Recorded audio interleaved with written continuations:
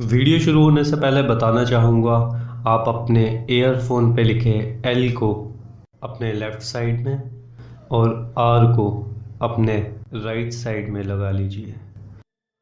इस महीने में ये तीसरी बार था जब कोई बच्चा उस नदी के पास तो गया लेकिन वापस नहीं आया। एलन अपनी बीवी सूजैन और अपने बेटे जॉर्ज के साथ यहाँ मैक्सिको के गुआनाजुएटो में शिफ्ट हुआ था।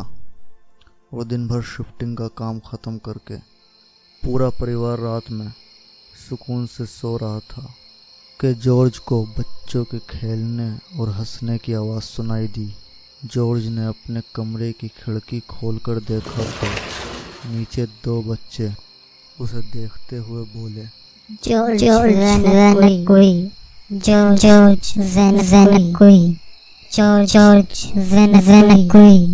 जिसका मतलब था यहाँ आओ जॉर्ज।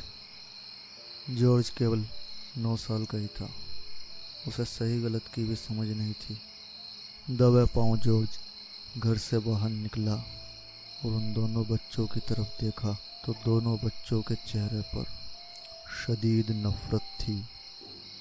और फिर उन दोनों बच्चों ने जॉर्ज को अपने साथ आने के लिए कहा।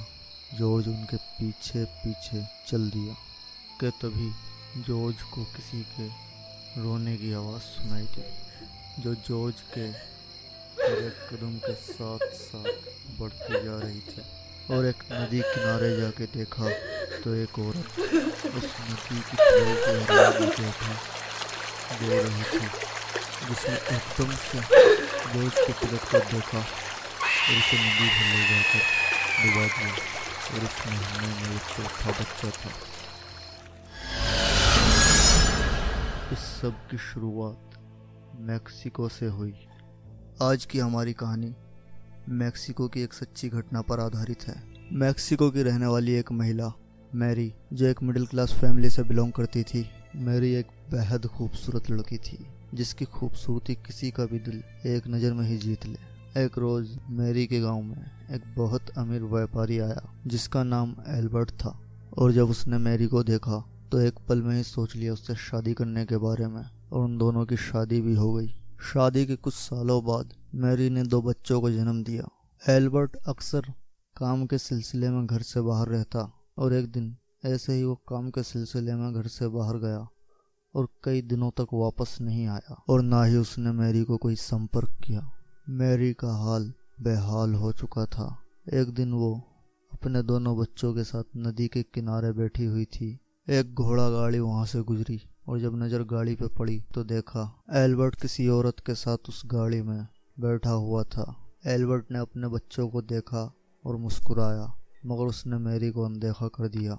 मैरी वहां से उठकर उस गाड़ी के पीछे एल्बर्ट को रोकते हुए भागी, लेकिन एल्बर्ट ने उसकी एक न सुनी। वापस मैरी रोते हुए अपने बच्चों के पास आकर बैठ गई और रोते रोते ही उसके दिमाग में एल्बर्ट की वो मुस्कुराहट याद आ गई जो उसने अपने बच्चों को देखकर दी थी।